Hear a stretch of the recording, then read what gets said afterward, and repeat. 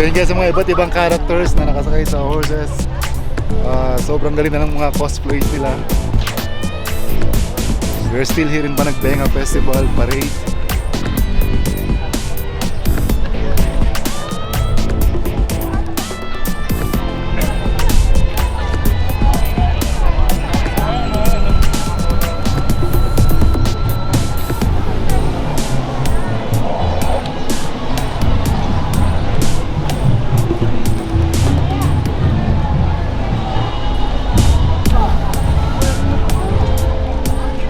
At syempre super thankful tayo, nagkaroon tayo ng access dito sa loob. Pasok tayo sa loob ng fence para ma-videohan natin.